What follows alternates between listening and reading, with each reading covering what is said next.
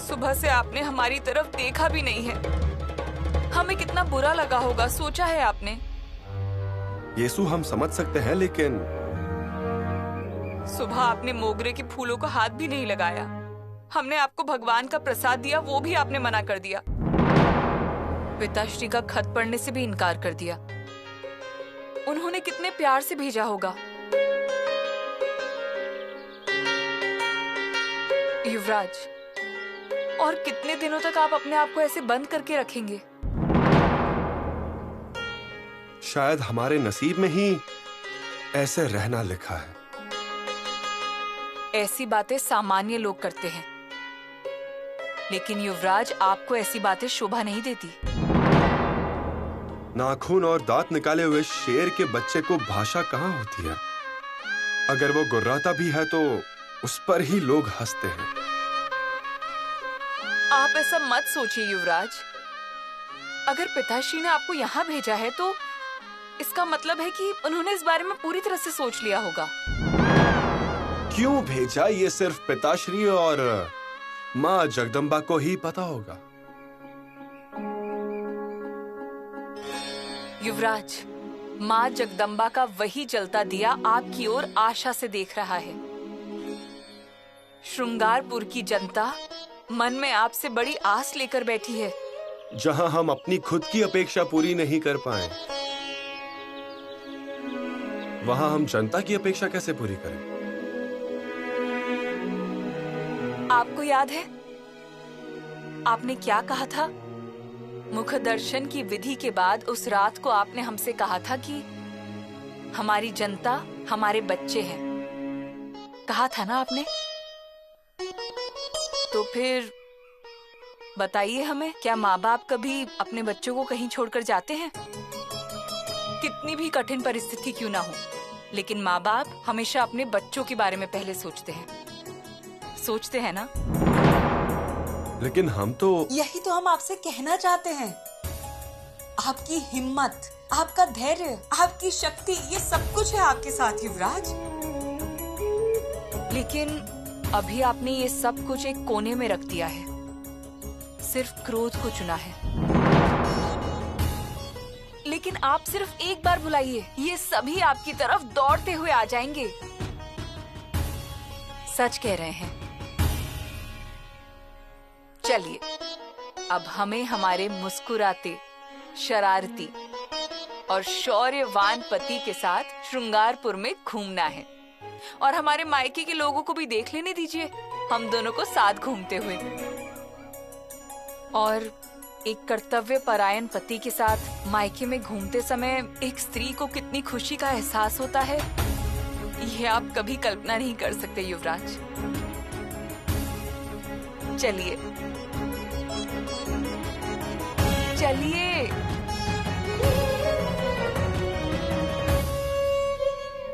अजी, वो झूठ बोल रहा है, वो मुझ पर इल्जाम लगा रहा है, समझिए आप। चुप बैठो। अब जो कुछ बोलना है सभा में बोलो।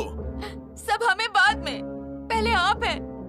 आपने ही मुझे इस तरह सबके सामने खड़ा क्यों कर दिया? क्योंकि गलती तुम्हारी है। तुम उस आदमी के साथ प्यार का रास रचा रही हो और मुझे से पूछ रही हो कि चौराहे पे क्यों खड़ा किया है। क्या तुम्हारी पूजा करनी चाहिए मंदिर में रख के? मैं ये सब नहीं सुनूंगी। सच झूठ का फैसला हो जाएगा।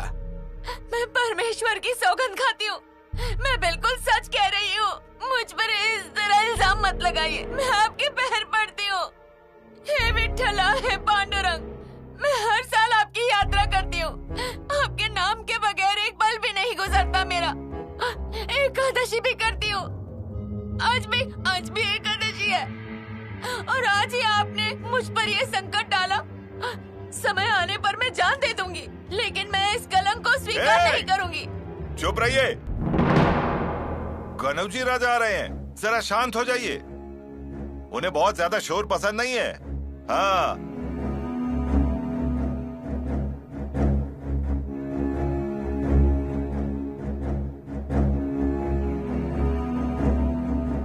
राजा, क्या हम फैसले के काम काज को शुरू करें? शुरू करो। तुम दोनों सुनो, आओ आगे आओ, आगे आओ। सुपाल, सत्यभामा, आप दोनों आगे आइए। क्या हुआ भाई? क्या फरियाद है तुम्हारी?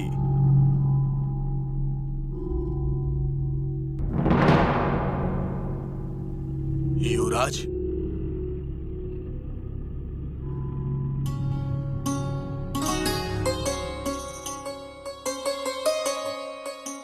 युवराज, बहना बिल्कुल सही समय पर आए हैं। एक फैसला हो रहा है। अब आप आए हैं तो आप ही कीजिए। हम और न्याय करेंगे? गणोजी राव, फिलहाल हमारे नसीब में सिर्फ देखना है। हम क्या फैसला सुनाएंगे? इससे अच्छा आप शुरू कीजिए, हम चलते हैं। युवराज, हमारे भैया कितनी विनती कर रहे हैं, फैसला मत लीजिए, लेकिन यहाँ बैठ तो जाइए। जी हाँ, आइए।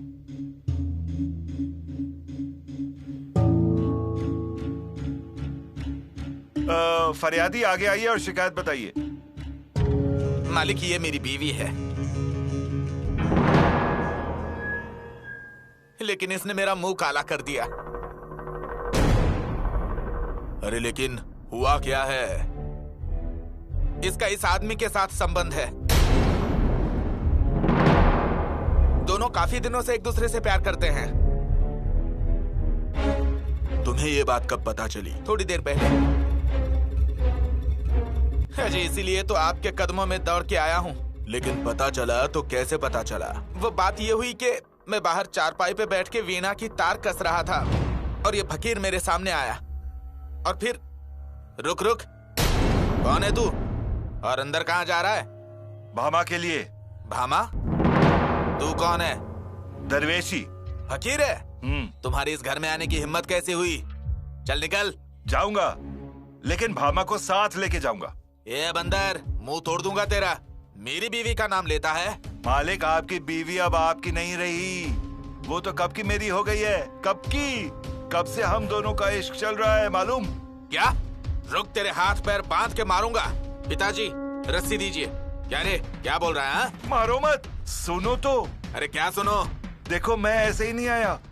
मैं तो बहुत पहले से आना चाहता था, लेकिन आपका गांव में नाम है, वारकरी घर, इसीलिए नहीं आया। लेकिन अब मैं तुम्हारी बीवी के बगैर और तुम्हारी बीवी मेरे बगैर नहीं रह सकते हैं। अरे तेरा सरवर घूम गया है क्या? मेरी पत्नी पतिव्रता है, पतिव्रता। आपकी पत्नी तो कब की अपवित्र हो चुकी है। अपवित्र? अरे हरामखोर, किस बिना पर बोल रहा है तू ये सब? अरे मालिक, अभी गांव के बाहर पेड़ के नीचे बैठकर हम दोनों ने मस्त बिरयानी खाई। झूठ बोल रहा है तू। अरे वारकरी का घर है ये। हम पांडुरंग के सिवाय और उसकी भक्ति के सिवाय कुछ नहीं जानते, और मांस मच्छी के तो आसपास भी नहीं ठहरते हम। आपको झूठ लगता है? हाँ, झूठ ही लग रहा है। और सत्य भामा मर भी जाएगी तो उसे हाथ नहीं लगाएगी। यकीन नहीं आता तो टोकरी लेकर आ जाओ। टोकरी? भामा जी? वो टोकरी ले आओ बाहर। हाँ, लाती हूँ। अब दिखाओ क्या है। कपड़े के नीचे रखी है बिरयानी।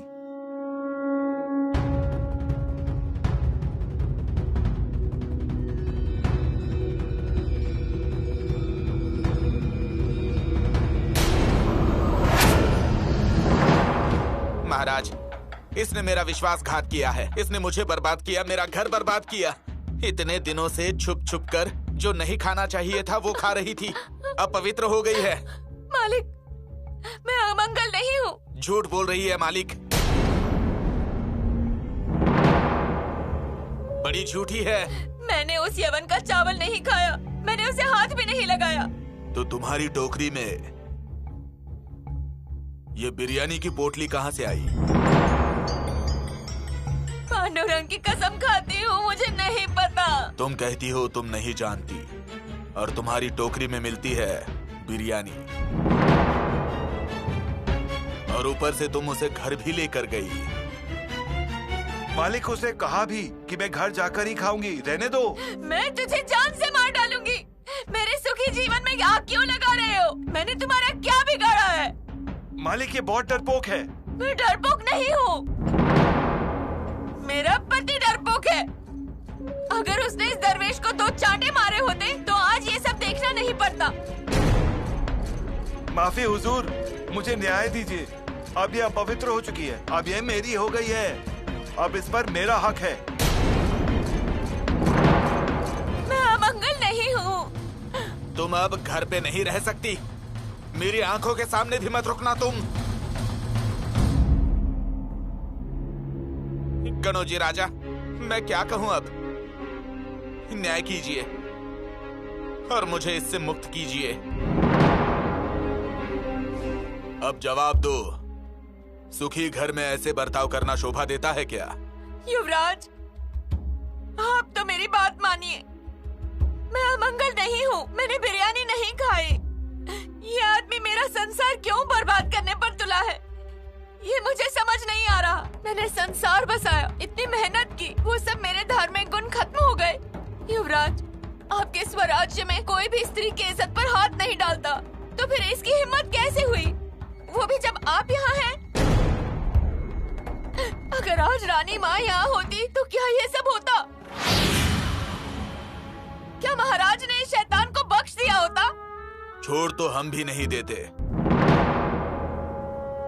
लेकिन जो बोलना था वो बिरयानी ने बोल दिया। युवराज, मैं आपके सामने भीख मांगती हूँ, बचाइए मुझे, मुझे इसके हवाले मत कीजिए। मैं रानी माँ की बेटी हूँ, मैं कभी गलत कदम नहीं उठा सकती। युवराज, अब युवराज भी क्या करेंगे?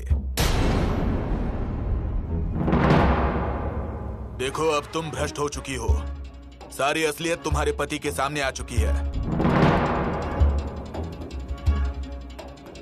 और उसका सबूत तुम्हारी टोकरी में है। ये गंदगी खा रही थी, इससे अच्छा गोबर खाती तो मैं कुछ नहीं कहता। कीजिए कनौजी राजा, न्याय कीजिए। माले की औरत मेरी है, इंसाफ करो, मेहरबानी करो। यह फैसला बहुत ही आसान है और न्याय करना है तो यह औरत अपराधी है, ये तो दिख ही रहा है। इसने अपने पति के साथ विश्वासघात किया है, उसे दगा दिया है और ऊपर से वो भ्रष्ट हो चुकी है। अब इसका पति तो इसे रखेगा नहीं। अब उसने अपना दिल बड़ा किया, बड़े दिल से तुम्हारा शुद्धिकरण करवा लिया, तो फिर तुम उसके साथ रह सकती हो क्योंकि तुम वैसा चाहती हो। और सुनो, पश्चाताप हो रहा है उसे, तो सोचो क्या करना है। इसे तुरंत मेरी जिंदगी से निकालिए, मुझे ये नहीं चाहिए।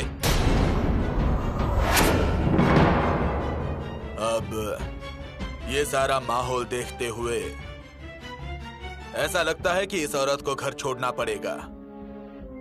बाकी फैसला आपके हाथ में है। भगवान पांडुरंग, ये क्या किया आपने? मुझे बचा लो भगवान। चलो बेगम, घर चलो।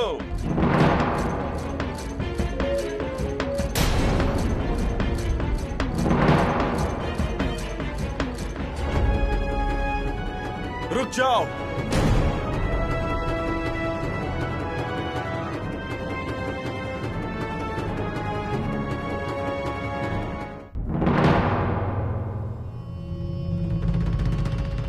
बहन जी उठिए। आप दोनों ने बिरयानी खाई थी? जी सरकार। कब खाई थी? अभी खाई थी। देखिए, ये हमारे हाथों से बिरयानी की खुशबू अभी भी आ रही है।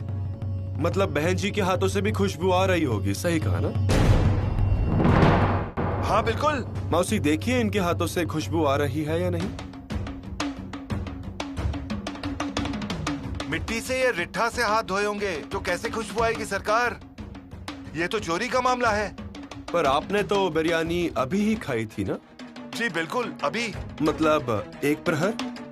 जी सरकार। कणोजी राव, हमें एक मुट्ठी भर नमक चाहिए। महिपति, युवराज, नमक किस लिए? इनकी नजर उतार देता हूँ और इसके पति की भी नजर उतार देता हूँ।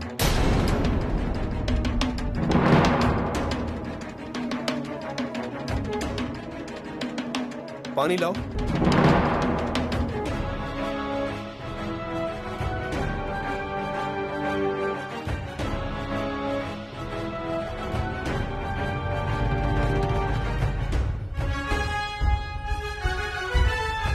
बहन ये पानी पियो। नमक का पानी? पियो। जैसा आप कहें युवराज।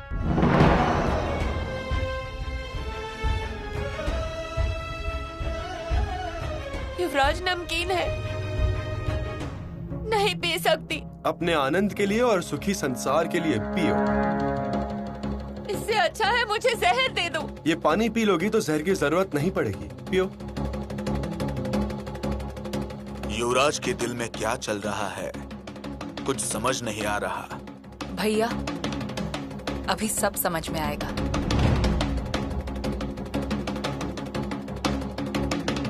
इतना पानी पिला दिया उसे, उल्टी हो गई। इससे अच्छा सादा पानी पिलाया होता तो। इस यवन को गिरफ्तार कर लो। लेकिन मुझे ही क्यों? मेरा कसूर क्या है? तुम गुनहगार हो। ये सत्यभामा निर्दोष है। लेकिन युवराज जी, किस बिना पर? कनोजी राव, अगर इसने बिरयानी खाई होती तो उल्टी में चावल का दाना दिखना चाहिए था। उल्टी में चावल का एक भी दाना नहीं दिखा।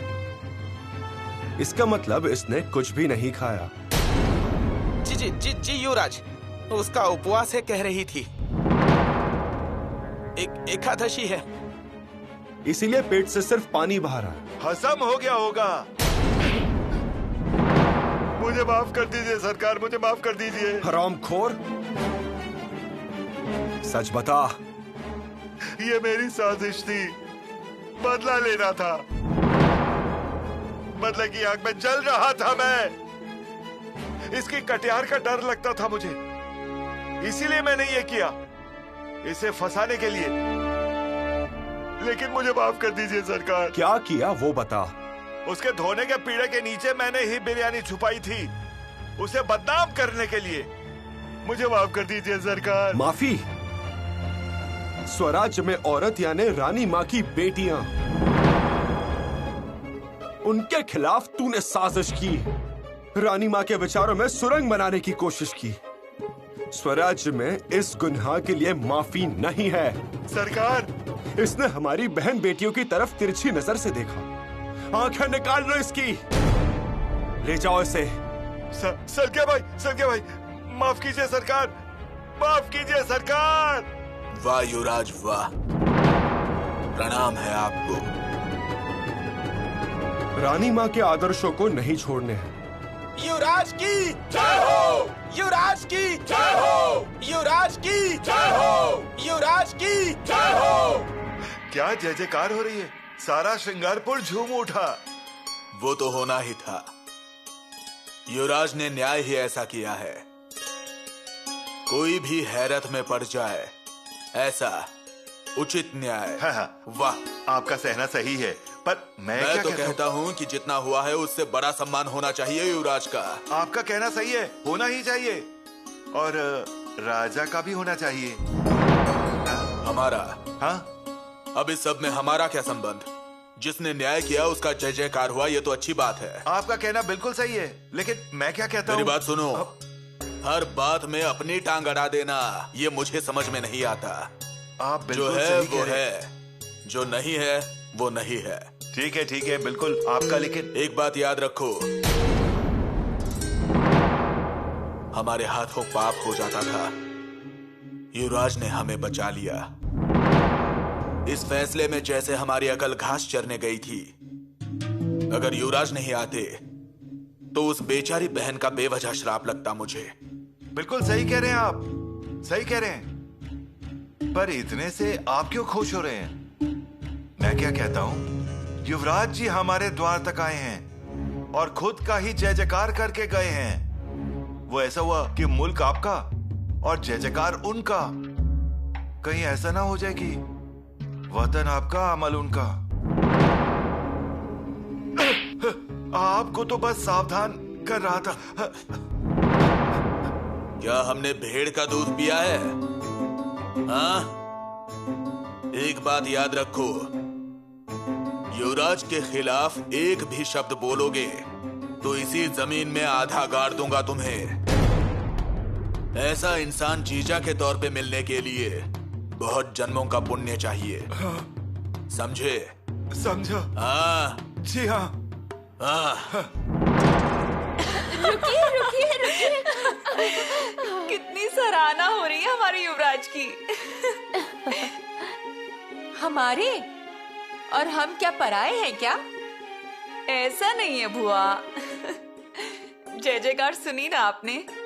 वही आवाज है कानों में, दूसरा कुछ सुनाई ही नहीं देता।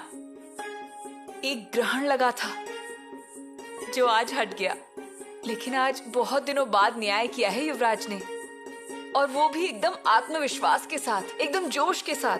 अरे बहुरानी, एक औरत की लाज बचाकर अपनी जय जयकार कराई है मेरे शंभू बेटे ने। क्या डर बैठ गया ना युवराज का श्रृंगारपुर में? कोई भी आ जाए और औरत को झूठी साजिश में फंसाकर उसकी जिंदगी खराब कर दे। अब यहाँ ऐसा बिल्कुल भी नहीं होगा। औरतों पर विश्वास ना करके अपने घर की औरतों पर विश्वास करने की आदत लगानी चाहिए आदमियों को। लेकिन धरा भुआ, युवराज अपनी उदासी से बाहर आ गए हैं, इस बात की बहुत खुशी है हमें। हाँ, और अब देखो कैसे काम पर लग जाता है मेरा शेर। हमें तो बहुत ही खुशी हुई है।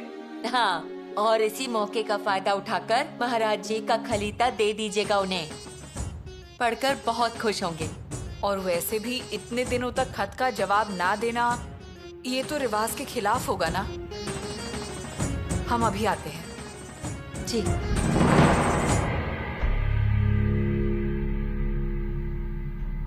धरा भुआ, युवराज खत पढ़ेंगे ना?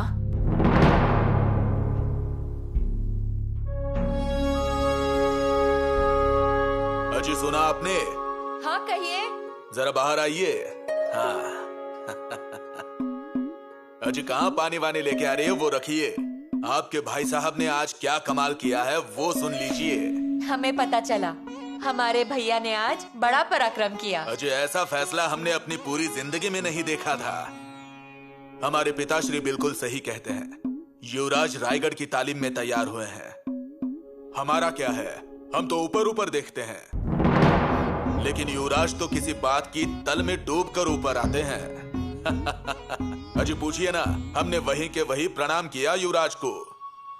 और हमारी राजाओं, आपकी भाभी जी, उन्होंने राजघराने की शोभा अनुसार ही बर्ताव किया, कहीं पर भी कमी नहीं आने दी। बिल्कुल, भाभी साहब है ही होशियार, और पिताश्री का तो उन पर बहुत ही विश्वास है, इसलिए तो पूरा कारोबार उनके हाथ दिया है संभालने के लिए। मतलब सारी बातें बिल्कुल मन मुताबिक हो रही हैं। कैसी बातें?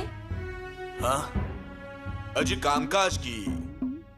मतलब जब से युवराज श्रृंगारपुर आए हैं तब से हर तरफ उत्साह का माहौल है। क्या करूं और क्या ना करूं ऐसा लग रहा है सबको। और हमारा स्वभाव तो आप जानती ही हैं, जो भी है वो आमने सामने, जो है वो है। मतलब कटहल की तरह, हमारे भाई साहब के जैसे ही, ऊपर ऊपर से गुस्सैल और अंदर से बहुत सारा प्यार। अब हम क्या कहते हैं? हमें आपका साथ चाहिए। मतलब हमारी राजाओं मायके आई हैं, तो आप खुद से उनका ख्याल रखिएगा। उन्हें क्या चाहिए देखिए, उनकी मर्जी का ध्यान रखिए। इधर हम युवराज को सारे श्रृंगारपुर का परिसर घुमा के लाते हैं। उन दोनों का ख्याल हमने अगर रखा तो हमारे सारे आगे के काम आसानी से हो जाएंगे। कैसे काम? अजीब, वही तो उनको खुश रखने का काम। हाँ, और हम उनकी मर्जी के बाहर थोड़ी ही हैं। वो जब कहेंगे, जैसा कहेंगे, वैसे एक एक बात पूरी करेंगे। हैं? जो है वो है। जो आपके मन में है वैसा ही हो। भाभी साहब भी हमारी और भाई साहब भी हमारे, हमें क्या, दोनों तरफ से आनंद ही है। तो चलूं मैं? जी। महिपति। जी राजे।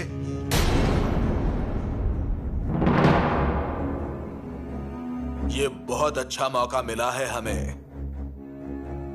ये समय अच्छा है वतन मांगने के लिए। इस बार चूक गया तो रिश्तेदारी का कोई फायदा नहीं होगा। आप सही कह रहे हैं, मतलब सब होकर भी ना के बराबर। क्या है ना, घोड़े के पीछे जाएंगे तो धूल मिलेगी, और गाय के पीछे जाएंगे तो दूध मिलेगा। इस बार तो हमारे यहाँ कामधेनु खुद चल के आई है। आप सही कह रहे हैं। हाँ, ये मौका तो साधना ही पड़ेगा। जो है सो है, जो नहीं वो नहीं।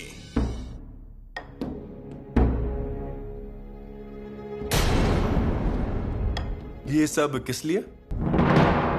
ऐसा क्या किया है हमने? क्या किया है? आज बहुत बड़ा काम किया है आपने।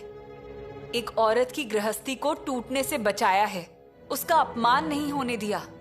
तो हमने कोई बड़ी लड़ाई नहीं जीती है। लड़ाई से भी बहुत बड़ा काम किया है आपने। एक औरत की इज्जत बचाई जाती है और इज्जत पर हाथ डालने वाले के हाथ काट दिए जाते हैं, उसकी आंखें निकाल दी जाती हैं। तभी एक औरत की दुनिया और उसकी खुशी को बचाया जा सकता है। और हमारे स्वराज का आधार भी वही है, औरत की इज्जत की रक्षा। इस बात से हम सहमत हैं। मानते हैं ना? तो आरती करने दीजिए। मत कीजिए आरती, हम थक गए हैं इन चीजों से। पंचारती, धूपारती। युवराज जी, क्यों ऐसे बहुरानी को नाराज कर रहे हैं?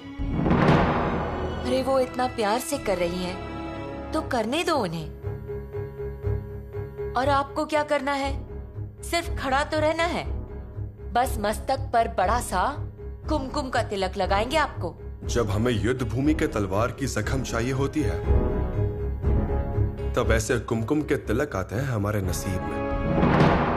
ये क्या युवराज, कहाँ की बात कहाँ लेकर जा रहे हैं? इन्हें तो हमारी कदर ही नहीं है। कैसी कदर? युवराज जी, बहुरानी क्या कह रही हैं? सुन तो लीजिए जरा। युवराज, आज श्रृंगारपुर के हर एक घर में आपके नाम की जय जयकार हो रही है। हमने आपसे कहा था ना, मायके में पति की जय जयकार औरत के लिए सम्मान की बात होती है। हमें भी वैसा ही महसूस हो रहा है।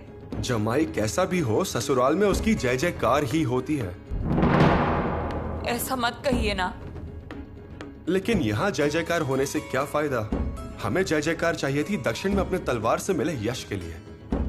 हमें जय जयकार चाहिए थी रायगढ़ के कारोबार संभालने के लिए, जो शायद पिताश्री को सुनाई देता।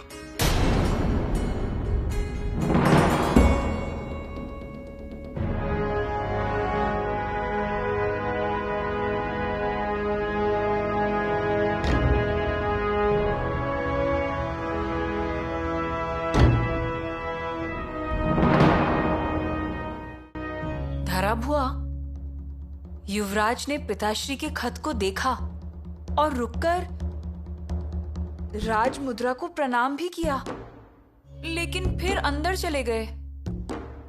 राज मुद्रा की तरफ इतने लापरवाही अच्छी है क्या? नहीं धरा भुआ, ये सब ऊपरी बातें हैं। अगर लापरवाही होती तो युवराज ने रुककर राज मुद्रा को प्रणाम ही नहीं किया होता। इसका मतलब युवराज पिताश्री के इस खत को जरूर पढ़ेंगे।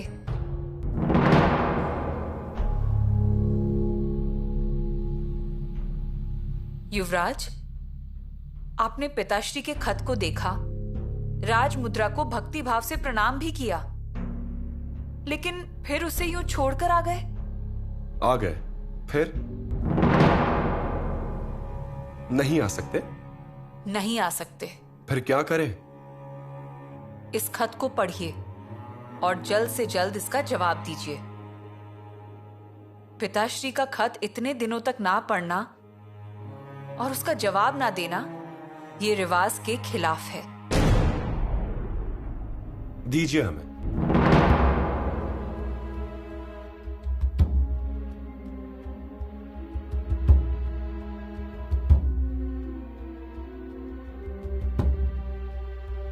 चिरंजीव युवराज शंभू राजे को बहुत सारा आशीर्वाद। आपने तय किया वैसे श्रृंगारपुर पहुंच गए, ये पता चला, लेकिन ये बात आपसे नहीं पता चली। तो जैसे ही खलीता मिलता है वैसे ही हालचाल बता दीजिएगा। प्रभानवल्ली के सूबेदार मतलब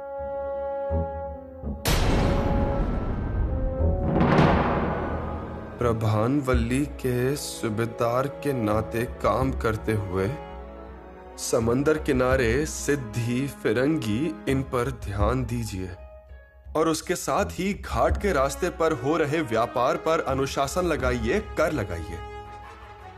सुढ़े के कारोबार की जानकारी भी देते रहिएगा। दर्द को संभालिए, राजनीति पर ध्यान दीजिए। देखा आपने पिताश्री कितनी चिंता करते हैं आपकी। चलिए अब तुरंत इसका जवाब दीजिए। तो आप ही लिखिए।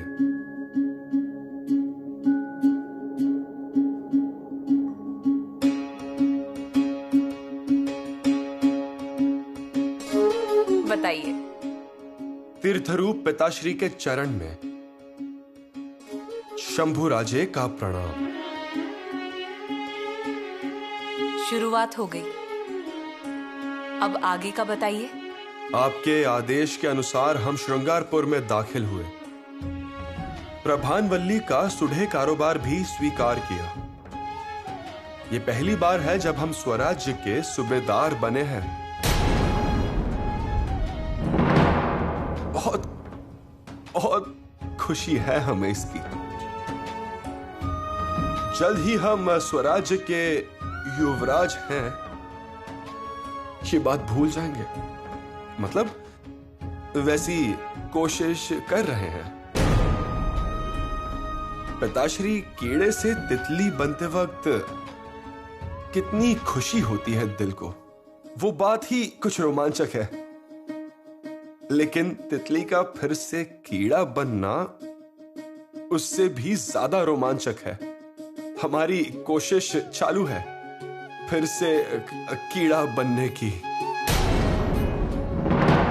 पंख अंदर लेते हुए तकलीफ हो रही है, लेकिन करना तो पड़ेगा ही। एक और तकलीफ है, पंख पर के सप्तरंग को निकालते हुए, पर वो भी करना पड़ेगा। आपके आशीर्वाद से उसमें भी यश जरूर मिलेगा। आपने हमें सूबेदार पद की जिम्मेदारी दी, उसके लिए आपका बहुत बहुत धन्यवाद पिताश्री। हम खुश हैं, बहुत खुश हैं, क्योंकि यहां से हमें रायगढ़ नजर नहीं आता और रायगढ़ को हम नजर नहीं आएंगे। उसकी हम कोशिश कर रहे हैं।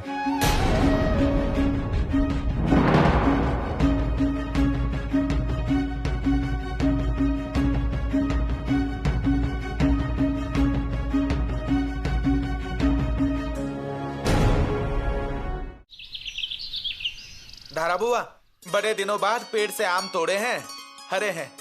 शाबाश चौथिया जी, जाओ वहां रख दो।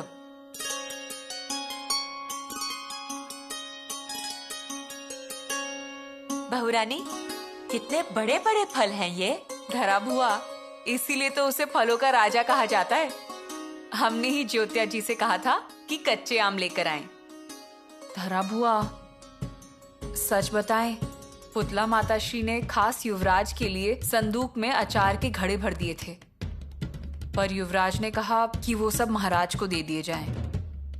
हाँ, और अब खुद के खाने पर भी ध्यान नहीं है।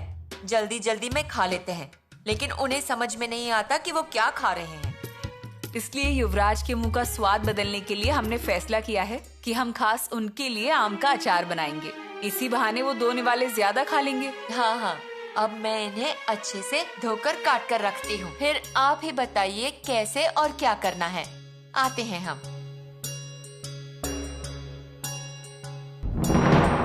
प्रणाम युवराज की।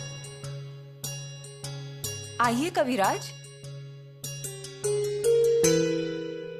कविराज, अचानक कैसे आना हुआ? युवराज की, यहाँ श्रृंगारपुर में सभी जगह बस कल से युवराज की तारीफ ही तारीफ सुनाई दे रही है। हमें बड़ा गर्व हुआ उनकी तारीफ सुनकर। युवराज ने क्या खूबी से और क्या बढ़िया सुलझाई उलझन। सच कहा, युवराज ने सभी का मन जीत लिया है। लेकिन युवराज का मन कैसा है? कैसी है उनकी हालत? अब क्या कहें कविराज, ना ठीक से बात करते हैं ना खाते हैं। कल महाराज के खत को पढ़ने के बाद वो फिर से बहुत गुस्सा हो गए। महाराज ने कुछ लिखा था और युवराज ने उसका कुछ और ही अर्थ निकाला। हम क्या करें, हमें कुछ समझ ही नहीं आ रहा। युवराज, हमें ऐसा लगता है कि युवराज ने अब बीती बातें भुला देनी चाहिए। जो भी कुछ हुआ, जो हो रहा है, शायद अच्छे के लिए हो रहा है। युवराज जी, हमें आज्ञा दीजिए, चलता हूं मैं। कविराज, चलता हूं नहीं, आते हैं कहिए, क्योंकि आते हैं कहना हमेशा शुभ होता है। जी, आता हूं मैं। कविराज जी, आप आए क्यों थे? नहीं मतलब कोई काम था आपको? दक्षिण से एक खलीता आया है, शायद विजय की वार्ता है, ऐसा वो खलीता देने वाला घुड़सवार बोला। क्या कह रहे हैं, सच में? जी। ये तो बहुत अच्छी खबर सुनाई आपने। जी। अब रुकिए कविराज, हम जाकर युवराज को बताते हैं। हो सकता है ये जानकर युवराज की उदासी कम हो जाए और वो खुश हो जाएं। कल का फैसला बहुत शुभ हुआ। वो सत्यभामा का आशीर्वाद मिलते ही ये संदेश आया। जगदीश्वर प्रसन्न हुए, देखो।